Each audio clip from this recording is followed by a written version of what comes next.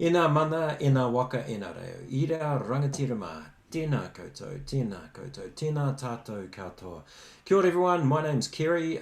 Look, it's my great pleasure to re-kick off the 4InSight sessions. These are insight sessions that unlock the foresight and insight of digital experts to help accelerate Kiwi businesses and business leaders, but even entrepreneurs and their digital aspirations.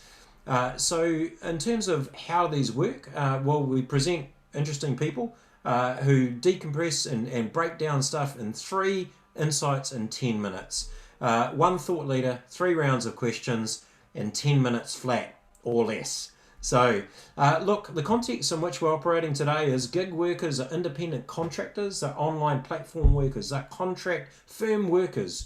They're also on call. And with COVID, we've really moved into a flexible work. So we're seeing more of these people step out of corporate and into, I guess, selling what makes them special, their superpower. So we're going to explore what it means to be a solopreneur versus an entrepreneur. And we're going to look at tips and tricks for success. So who are we going to hear from today? Look, it gives me great pleasure to a man I completely respect and I love working with. Is a guy, Hal Josephson, who's the founder of Mediasense. Hal is an amazing person with a long history of being an entrepreneur, but also a solopreneur. Hal, it's wonderful to have you here. Thank you, Kerry. Nice to be with you today. Yeah, look, we won't delve into your bio because there's a lot of people across New Zealand and across the globe that know what you do. But look, Hal, you're going to talk to us about the difference between solopreneur and entrepreneur. Question one is there's much talk about the gig economy. What does it mean? And how is a solopreneur, and is that even a term, different to an entrepreneur? Well, absolutely. I mean, first of all, I think more and more people in the workplace have become information workers, and somewhat of the gig economy refers to that. A lot of what comprises work is working with and moving information around, moving data around. Mm. But in the solopreneur versus entrepreneur domain, they're very, very different. I started my career as a solopreneur, and it was all about making a living. I was a freelancer. One is self-employed, as these bullet points say, and so it's really a solo adventure in business. You may have contractors, but you're not really trying to build a company. Entrepreneurs build companies and create value beyond the revenue that an individual can create.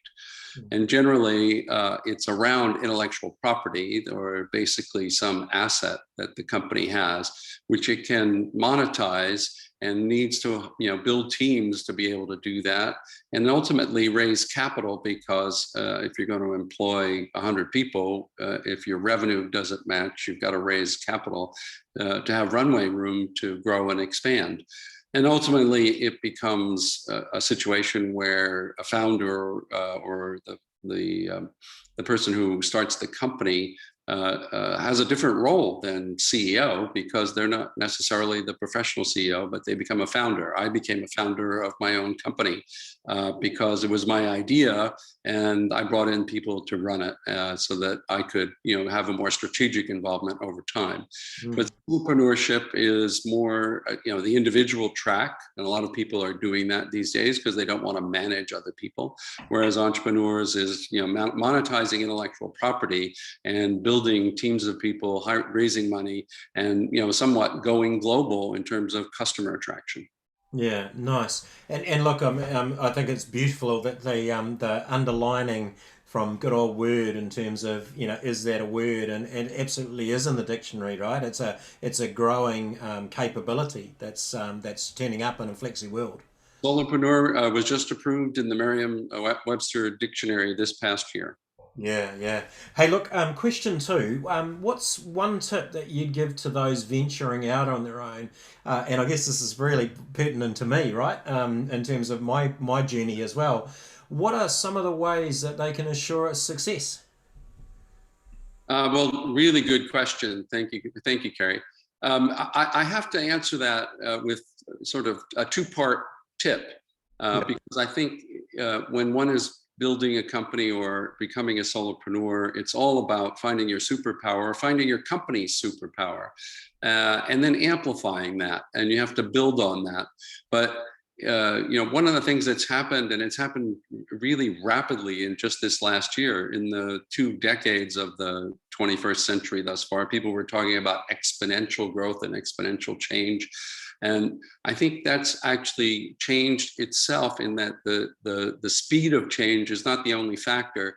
It's how consistent change is and how consistent you have to adapt. One way of describing it is, your flux capacity. How fast can you adapt or change as need be? I use this title photo of a book that is forthcoming by April Wren that'll be out later this year. She's a TED speaker. And it is her take on superpowers that you need to combine in order to thrive and amidst constant change. But essentially, it's all about having, I think, the right mindset in order to be agile, literally day to day, hour to hour, month to month, and adaptive and fluid in how it is that you approach your business strategies and your day to day operations. I really like the concept of bringing together multiple superpowers to enable, I guess, change and growth. So really like to acknowledge that point. Question 3, if someone is really thinking about being a solopreneur or an entrepreneur, what's a good way to start? Well, a lot of people who are thinking about it these days have adapted because they've sort of left perhaps a company, or they're young people who don't want to take a job.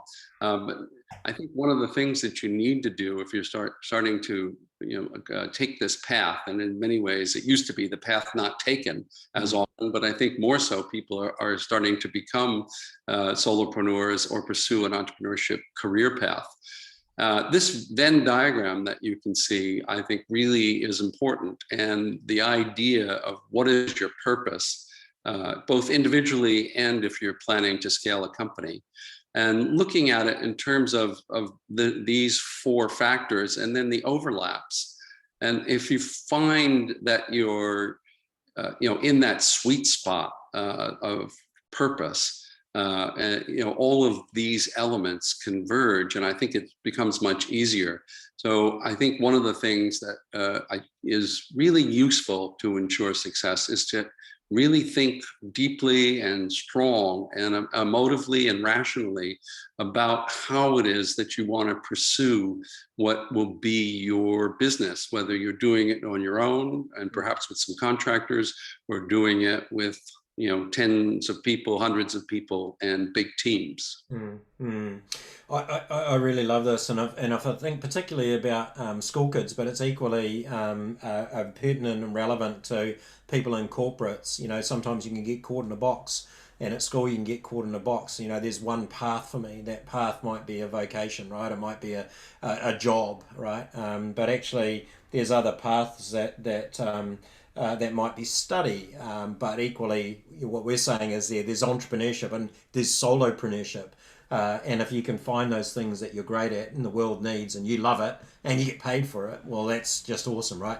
That ikigai, right? So I love that model. It's a delicate balance to find that sweet spot. Yeah, it is. Yeah, and look, from one that's kind of gone through that journey over the last 10 months since leaving corporate, all of what you said, which is exactly why I wanted to talk to you about. We see it growing, flexi work and all that sort of stuff, and people being bold enough to take those steps. So, look, in terms of what I heard, Hal, is solopreneur is about selling skills and capabilities, your superpowers. Really understanding that. Entrepreneur is about amplifying a business idea into a company through investment in human and investment capital. So how do you help that scale and grow? They're 2 different approaches. Amplifying your superpower is absolutely mission critical, and mindset matters. And then finally, the last point is finding your delicate balance in life. And work is liberating, as I can attest to, and it's a strong source of energy and stability. Hal, thank you very much. Look, in terms of timing, that was 3 insights in 10 minutes. In fact, it was more than that. I'd like to thank you. Kei runga noa atu, everyone. Stay tuned. Next week, we're going to have, the next month, we're going to have Growing Global and virtually 13th of April. Stay tuned for that. And Hal, thank you very much. Thank you, Kerry, and thanks everyone. Awesome.